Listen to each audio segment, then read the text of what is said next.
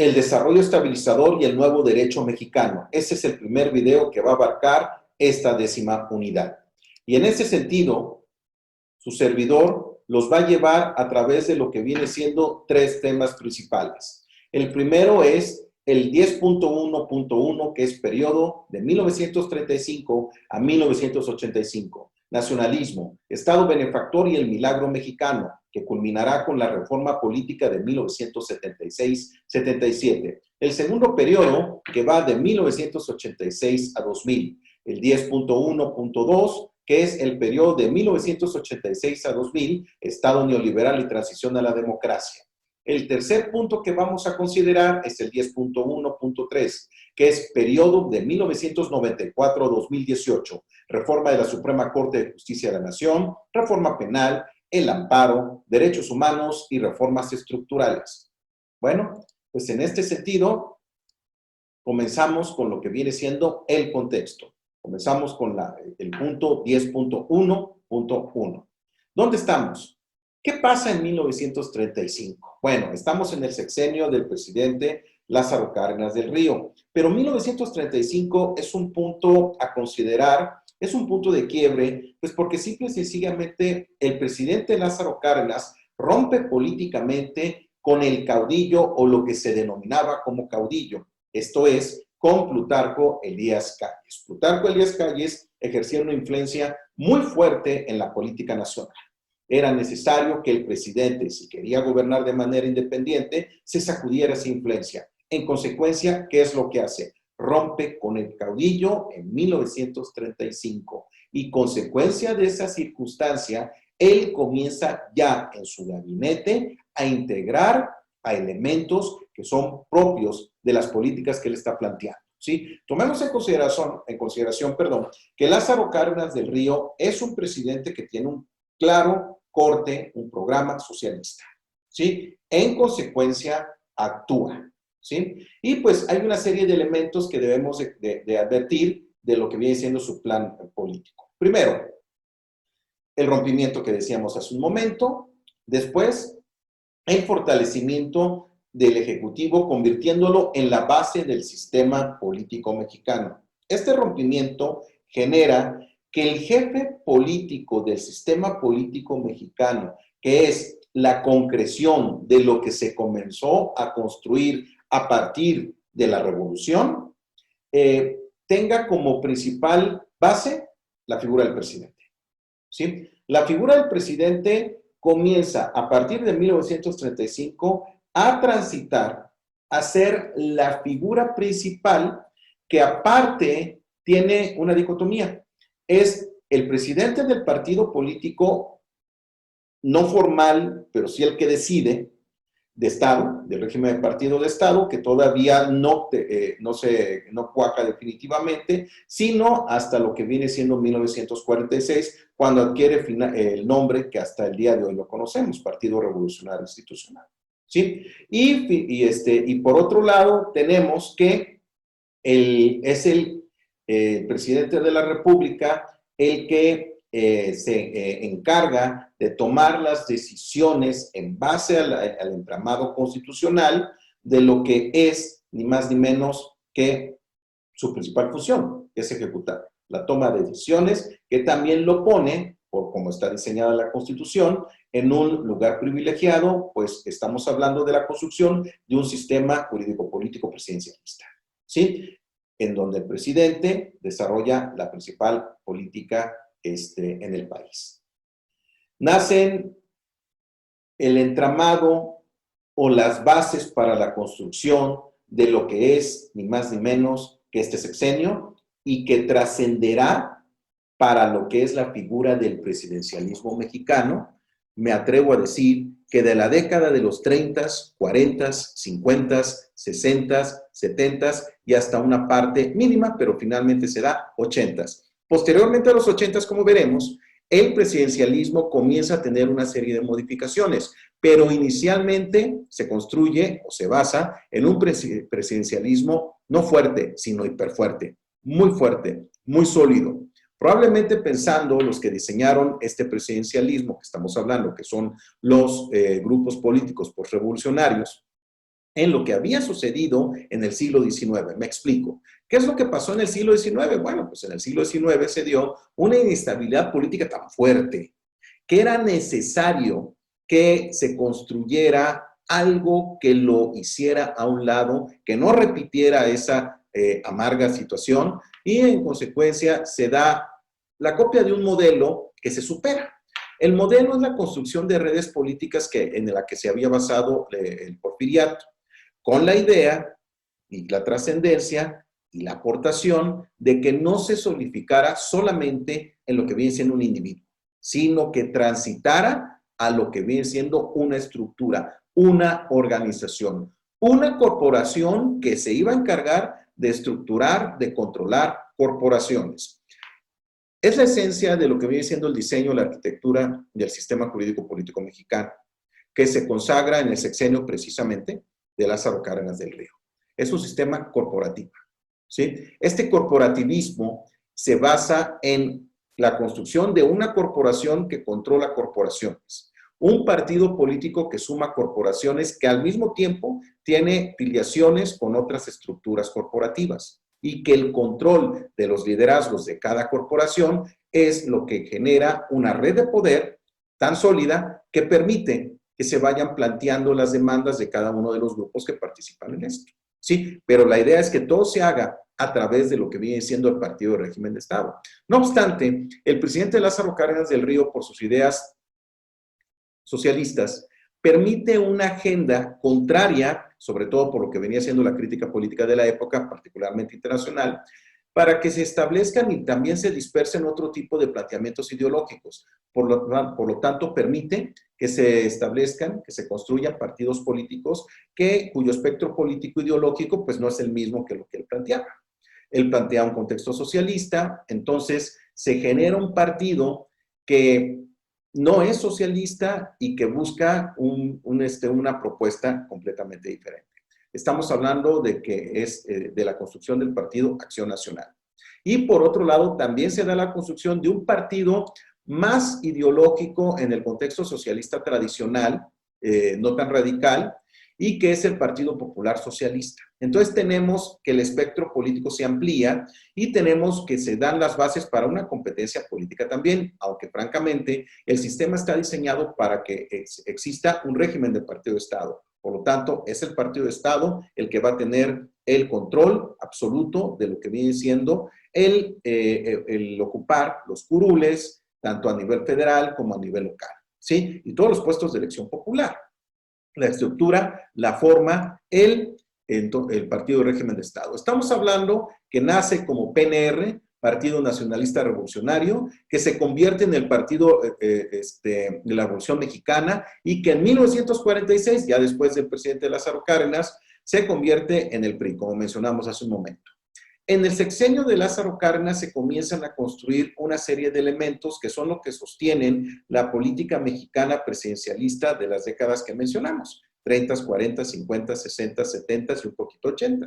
Como por ejemplo, viene siendo la expropiación petrolera en 1938, la nacionalización de los ferrocarriles en 1936, decíamos de la creación y apoyo de partidos políticos diferentes a su espectro ideológico político. Se comienza también a consolidar las instituciones que modernizan el Estado, aparece la Comisión Federal de Electricidad, no obstante que ya existía, se le da un ajuste que genera las bases para la institución tal y como la conocemos el día de hoy. Se da también las bases para la construcción del Banco de México, etcétera, ¿no? Se consolida este sexenio como la construcción o la consolidación del México postrevolucionario. Por eso algunos autores, sobre todo en lo que viene siendo la historia postrevolucionaria, ustedes nos van a ubicar como que el proceso de construcción del Estado revolucionario o el proceso llamado de Revolución Mexicana, entendido por esto como un sostenimiento de un cambio ideológico, realmente se concreta hasta el periodo del sexenio del presidente Lázaro Cárdenas del Río, entonces hasta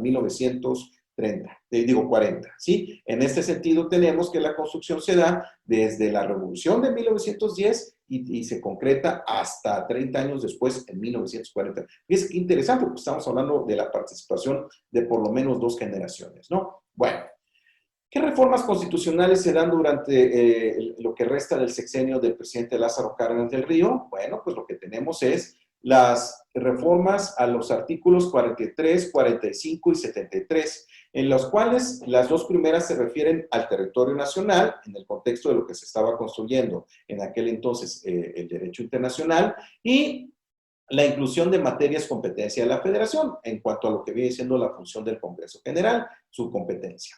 En 1937 se da un replanteamiento, una revisión, una reforma al artículo 27 constitucional, en donde se desarrolla la federalización de la materia agraria. En 1938 lo que tenemos son dos reformas, uno al artículo 49 y otro al 123 constitucional.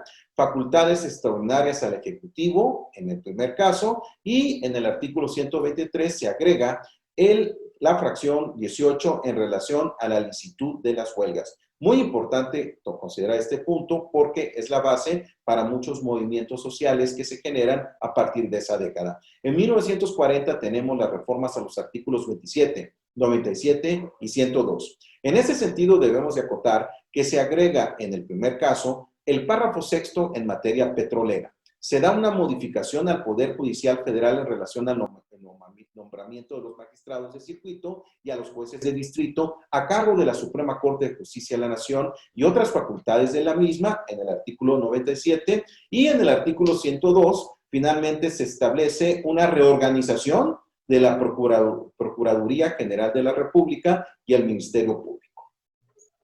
También tenemos la base de lo que es la construcción del tránsito, de lo que es la época de los caudillos a la época de las instituciones. Por eso nosotros introducimos aquí el discurso, es muy importante, del presidente Plutarco Elías Calles Campuzano. El 1 de septiembre de 1928, el presidente, en su correspondiente informe a la Nación, que por cierto viene siendo el último, establece lo siguiente. Un precepto constitucional me impone el deber de venir a informar ante la representación nacional sobre el estado general que guarda la administración del país. Y teniendo en consideración las responsabilidades que pesan sobre nosotros, he creído conveniente presentar por escrito el informe en que se condensan las labores administrativas desarrolladas por los diversos órganos del Poder Ejecutivo. Fíjense ustedes en lo que viene siendo la estructura de este discurso. No obstante que es una obligación, también lo manifiesta como estar de acuerdo, que se encuentra en disposición y que es su voluntad hacerlo. Y no nada más eso, pareciera que tiene la iniciativa de hacerlo. Y en la parte que más nos compete para lo que estamos platicando, debemos destacar este parágrafo, sobre todo lo que está en amarillo. Fíjense ustedes, compañeros. Todo esto determina la magnitud del problema. Pero la misma circunstancia de que quizá por primera vez en su historia se enfrenta México con una situación en la que la nota dominante es la falta de caudillos, va a permitirnos orientar definitivamente la política del país por rumbos de una verdadera vida institucional. Mucho ojo con esta palabra, institucional, procurando pasar de una vez por todas de la condición histórica de país de un hombre a la de nación de instituciones y leyes. Y ves que es muy importante advertir esto porque esta generación tenía muy presente lo que había sucedido en el siglo XIX, particularmente en la última generación que les tocó a ellos vivir, en donde, si bien es cierto, ya se estaban comenzando a construir instituciones, eran en base a una red de poder la cual se encontraba vinculada con un caudillo, con un individuo que dependía todo de él. Ahorita la idea era cambiar ese orden de cosas, ¿sí? Ya no somos un México de caudillos, somos un México de instituciones y leyes. ¿Es el nacimiento del Estado de Derecho entonces? ¿Tenemos entonces lo que viene siendo el rompimiento de este paradigma caudillil? Por supuesto que sí. Este es el momento histórico adecuado. ¿Quién lo instrumenta? ¿Quién lo desarrolla? Y es una ironía de la historia. Sacudiéndose lo que viene siendo la sombra política precisamente del autor de este discurso, es ni más ni menos que su sucesor, el presidente Lázaro Cárdenas del Río. No su sucesor cronológico, pero sí en el contexto de manejo político en donde, como ustedes saben y vieron en la unidad anterior, el presidente Plutarco Elías Calles Campuzano, no obstante que ya no estaba ejerciendo como presidente de jure, parecía que lo hacía de facto. ¿sí? Y en ese sentido, lo que históricamente llamamos como maximato se había iniciado. Es decir, la influencia de este caudillo en presidentes posteriores. ¿Me explico? Él termina su periodo, que es de 1924 a 1928. Sabemos que en 1928 el que gana la candidatura a la presidencia viene siendo por segunda ocasión, es decir, se pretende reelegir Álvaro Obregón, muere asesinado en La Bombilla, en San Ángel, en la Ciudad de México, y en consecuencia entra como interinato el presidente, ni más ni menos que Emilio Portes Gil, de 1928 a 1930. Posteriormente entra, ya en un proceso de elección, bastante discutido por cierto, el presidente Pascual Ortiz Rubio, que dura de 1930 a 1932. De 1932 a 1934 está el presidente Abelardo L. Rodríguez. Abelardo L. Rodríguez termina lo que viene siendo este cuatrienio y ya comienza el sexenio en 1934, ni más ni menos que de Lázaro Cárdenas del Río. La vinculación política de Lázaro Cárdenas con Plutarco Elías Calles es evidente.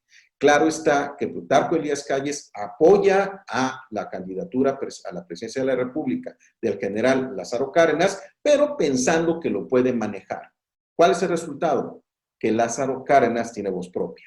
Y Lázaro Cárdenas rompe con el presidente, se sacuda su égida política y ahora sí podemos hablar que hay un control de construcción institucional. Es decir, teniendo como base una idea que ya venía cuajándose, como podemos advertir en el discurso de su antecesor. ¿Me van siguiendo? ¿Qué les parece? ¿Tienen alguna opinión? ¿Por qué no reflexionamos sobre el tema?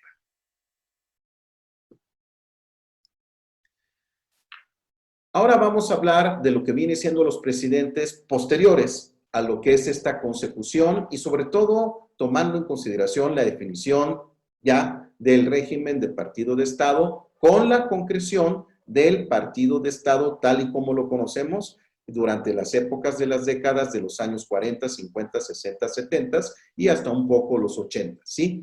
Para posteriormente evolucionar a otro contexto. En este régimen de partido de Estado tenemos los siguientes presidentes. El presidente Manuel Ávila Camacho, un militar que no está identificado ideológicamente con Lázaro Cárdenas.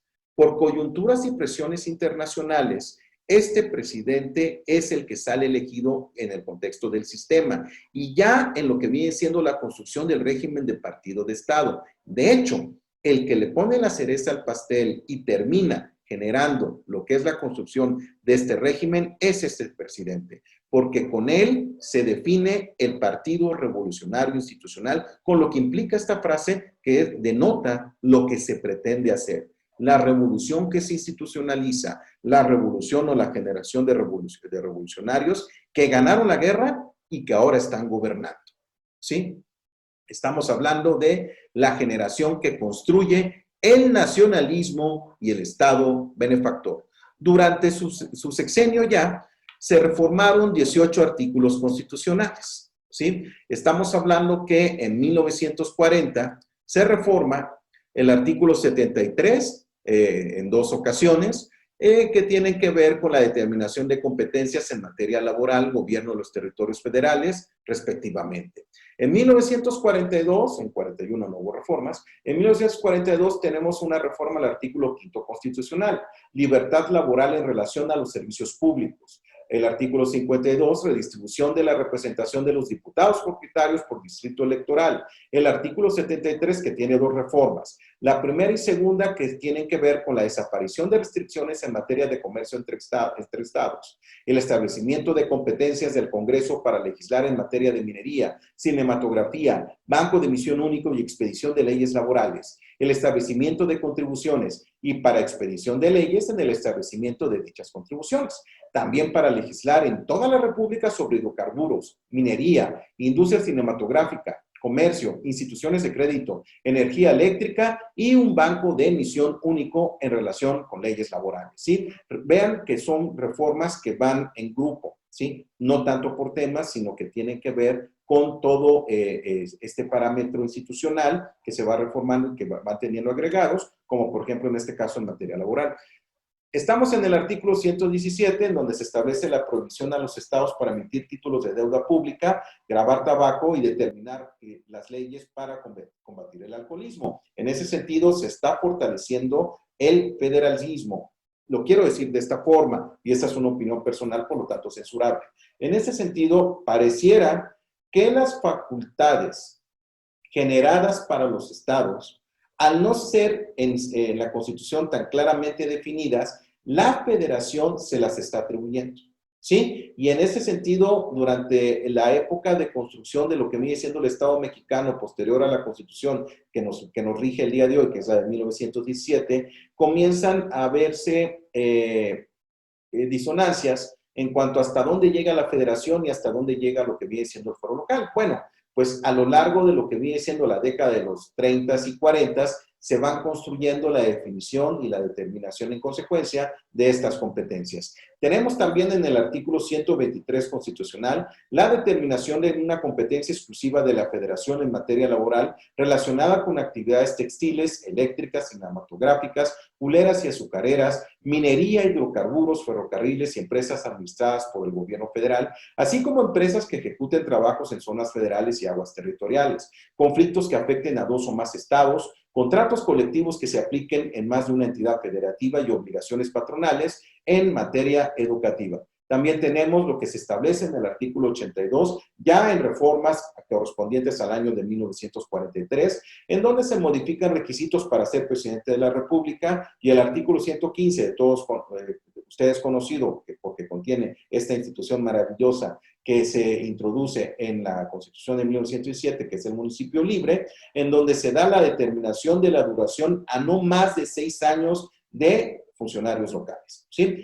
En 1944 se modifica el artículo 32 en cuanto a los requisitos para mantener la Marina, Ejército y Fuerza Aérea. El artículo 73, que es una reforma en donde se faculta al Congreso para sostener y reglamentar a las Fuerzas Armadas. En la segunda reforma de dicho artículo se da la facultad al Congreso para legislar en relación al Distrito Federal y territorios federales. En el artículo 76 se da la ratificación de diplomáticos, cónsules, ministros, empleados superiores de Hacienda, coroneles y demás jefes superiores de las Fuerzas Armadas. En el artículo 89 se establece el nombramiento de empleados superiores de Hacienda y de las Fuerzas Armadas, así como para disponer de ellas. El artículo 94 reestructura y funciona el funcionamiento del Poder Judicial Federal, y finalmente el artículo 111, que tiene que ver con un replanteamiento en cuanto a lo que es la figura del juicio político. Finalmente, el artículo 27, reformado ya en 1945, en donde se da, en el contexto o por influencia del derecho internacional, la inclusión de las aguas y mares territoriales de acuerdo a este mismo.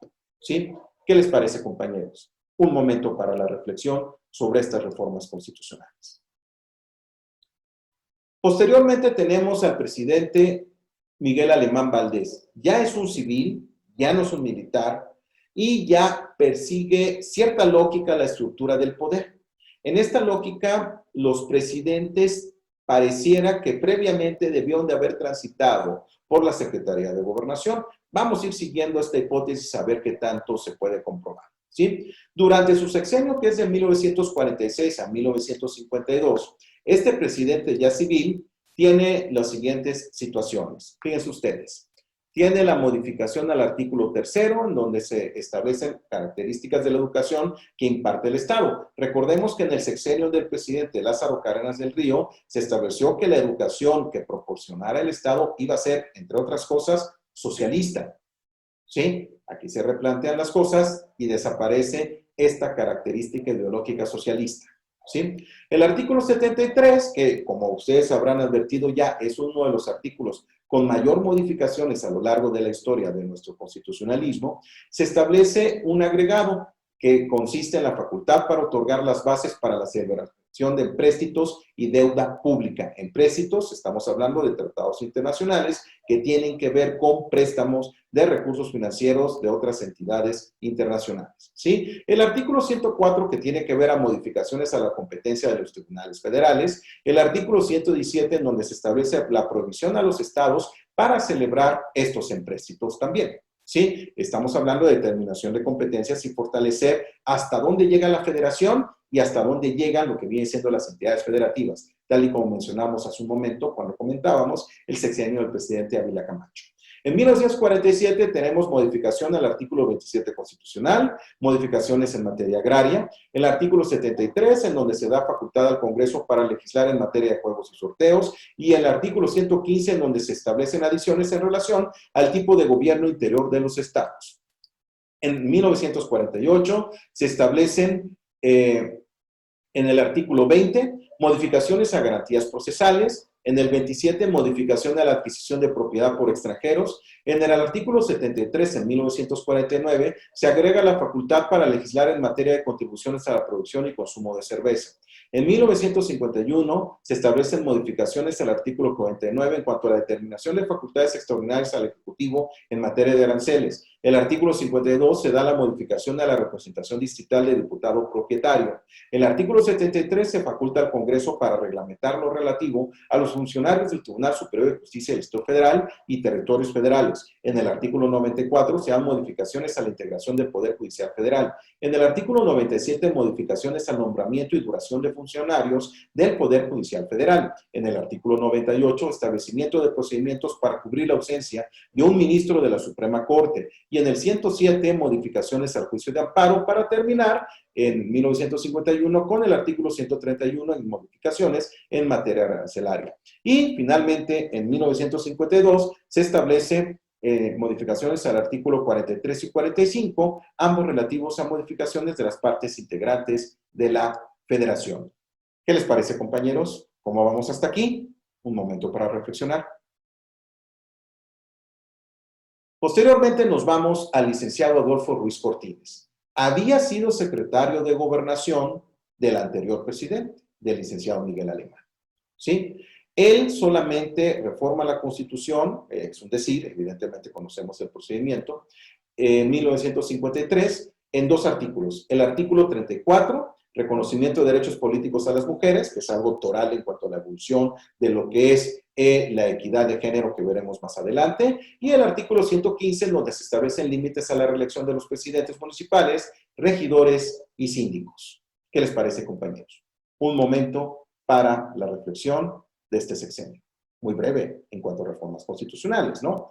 Esto nos denota que había un funcionamiento ya de lo que viene siendo las instituciones. ¿Cómo ven?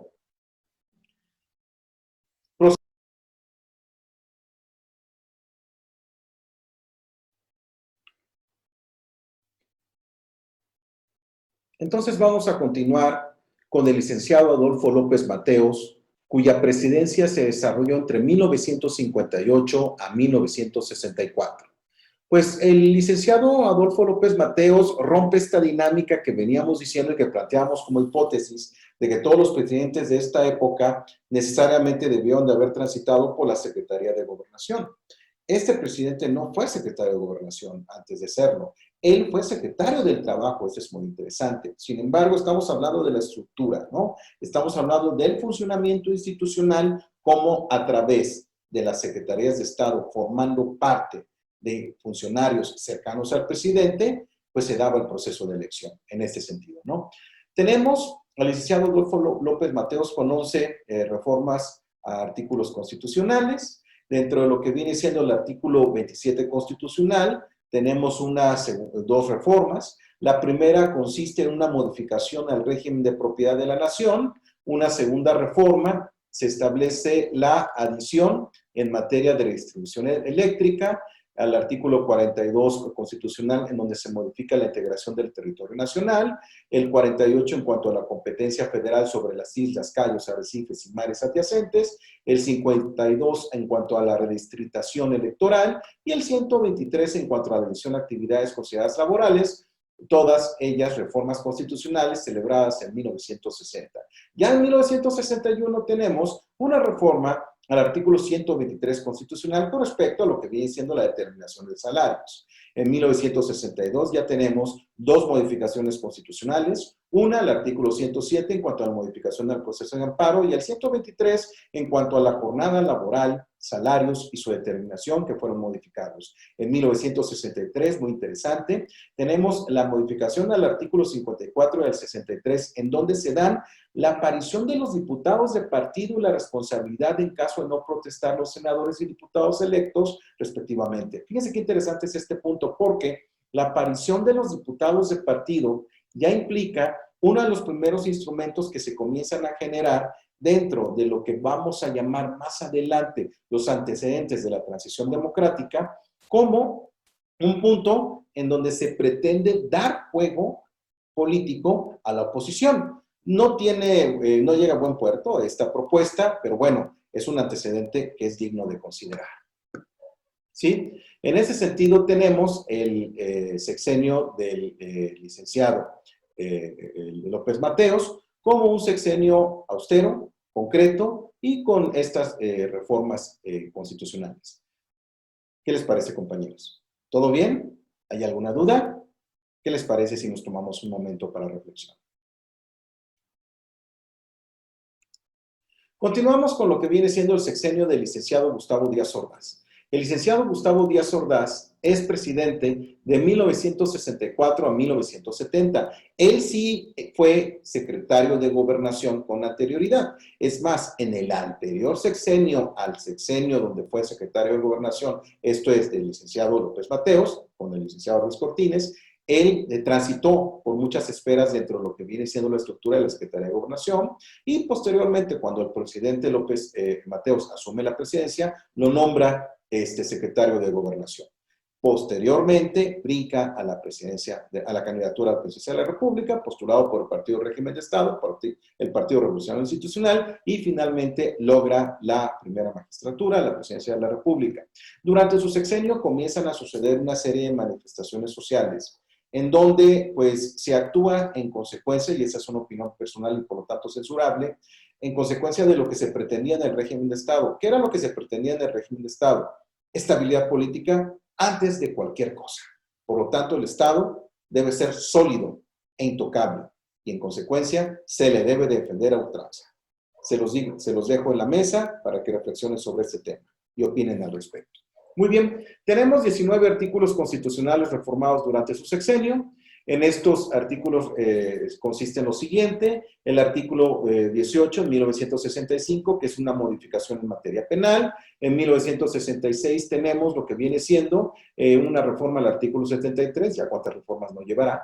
En una primera reforma, en donde se da el establecimiento de facultades para legislar en materia de educación rural, escuelas elementales, superiores, secundarias y profesionales, una investigación científica e instituciones culturales en general, ¿sí? En ese sentido, lo que tenemos es también una segunda reforma para la expedición de leyes en materia marítima, ¿sí? Y tenemos la reforma a los artículos 79, 88, 89 en una primera y segunda reforma, 117 y 135, que todas son reformas relativas a facultades y funciones de la Comisión Permanente, que no tenían.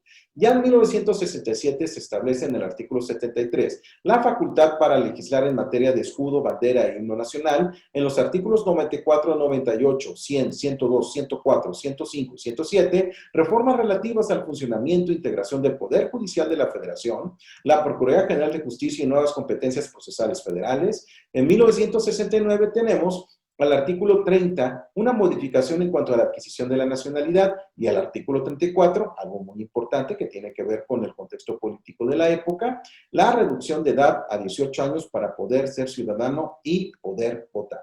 Eso es lo que genera el sexenio del licenciado Gustavo Díaz Ordaz. ¿Qué les parece, compañeros? ¿Opiniones? ¿Propuestas? ¿Respuestas? ¿Cómo ven? Un momento para la reflexión. Continuamos. El licenciado Luis Echeverría Álvarez es previo secretario de Gobernación durante el sexenio de su antecesor. Él es presidente de 1970 a 1976. Le toca ser protagonista en el conflicto que hubo entre Atelor con 1968. Él era el secretario de Gobernación y se le ha achacado una de las principales responsabilidades en cuanto a ese evento. En ese sentido, ha habido una serie de señalamientos y manifestaciones sociales que a lo largo del tiempo se van recrudeciendo y que a mí me parece, y esa es una opinión personal, van tomando perfil y que pueden retomarse o considerarse como el antecedente o la base para la manifestación de la oposición para no presentar un candidato a la presidencia de la República en las elecciones de 1976, lo que genera un cisma en el ámbito político que a futuro advierte que pudiera existir un problema de legitimidad si la oposición deja de participar en lo que vienen siendo los procesos políticos. Por lo tanto, se da posteriormente una reforma electoral que es el rompimiento de un paradigma. Lo vamos a ver en 1977. Quieran ustedes cuidado, pero este viene siendo el contexto, ¿sí? Vean que son 40 artículos constitucionales los que se reforman durante el sexenio del presidente Luis Echeverría Álvarez. Ya comenzamos a tener una serie de preceptos reformados, muchos mayores que los anteriores presidentes habían tenido, ¿sí? ¿Por qué? Pues porque comienzan a tenerse en la Constitución la inclusión de una serie de instituciones que tratan de satisfacer los problemas que se daban en aquel contexto. Podemos decir que específicamente hay dos categorizaciones de problemas que se dan durante el sexenio del presidente Luis Echeverría Álvarez. El primer problema es de corte político, que es lo que acabo de manifestar con respecto a la situación electoral. Y pues evidentemente algunos movimientos sociales que fueron reprimidos, o por lo menos hay imputaciones de represiones, y que tratan de buscar otro tipo de expresiones, ¿sí? También tenemos lo que viene siendo un grave problema económico. Este viene siendo la segunda categorización de problemáticas que se va desarrollando en este sexenio, en donde se va acumulando una deuda pública exterior impresionante y las finanzas del Estado comienzan a verse mermadas. Consecuencia de esta circunstancia es que el sistema político protagonizado por el presidente decide nombrar a el secretario de Hacienda y Crédito Público, el licenciado José López Portillo Pacheco, como el candidato a la presidencia de la República, precisamente porque es una persona que entiende el problema y que puede ser una persona que pueda proponer soluciones para el mismo. Entiende el problema y en consecuencia está entrenado para el mismo y trata o va a tratar de resolverlo durante su sexenio, ¿no? Entonces aquí cambia la dinámica por el contexto político que se va dando, político-económico, claro está, ¿no? Hay que tomar en consideración que el candidato a la presidencia de la República por el Partido de Estado, por el Partido del Régimen, esto es el Partido Revolucionario Institucional, que es el licenciado José López Portillo Pacheco, no tiene contendiente en la elección. Esta situación es advertida por una serie de académicos y una serie de intelectuales de la época, entre ellos una persona orgánica, es decir, que forma parte de la estructura del régimen del Partido de Estado, que era el licenciado Reyes Heroles, que puede existir, a lo mejor no en un plazo inmediato, pero sí en un mediano y largo plazo, un problema de legitimidad y en consecuencia sí es necesario cambiar lo que viene siendo la estructura política del sistema. Es necesario convencer a la oposición de que sí forma parte del sistema y que sí va a tener oportunidad de expresarse políticamente. Hay que darle en consecuencia juego político y se genera una de las grandes reformas electorales, que es la de 1977, que es la reforma electoral que implica, pues, ni más ni menos que la aparición de la representación proporcional. ¿Cómo ven, compañeros? ¿Sí? Esto es en cuanto al sexenio del presidente Luis Echeverría Álvarez. ¿Qué les parece? ¿Dudas? ¿Opiniones? Continuamos. Licenciado José López Portillo y Pacheco, 1976 a 1982, ya con el antecedente que tenemos de la problemática económica tan fuerte, ya con lo que viene siendo el planteamiento de su entonces secretario de Gobernación por generar una iniciativa para una reforma político-electoral que implique la representación electoral y que en su programa, pues francamente, trata de aplicar o trata de resolver estas dos situaciones, política y económica, ¿sí? Y las reformas constitucionales que suman un número total de 34 van enfocadas a lo que viene siendo esa situación, ¿sí? Eso es lo que tenemos en el sexenio del presidente López Portillo, que para mí es el último presidente de esta generación de presidentes que son consecuencia de las reglas del juego establecidas en la Constitución y en el sistema político mexicano y que ocasionalmente se ven reflejadas en las instituciones jurídicas, que se establecieron en el contexto postrevolucionario. ¿Cómo ven, compañeros? ¿Les parece?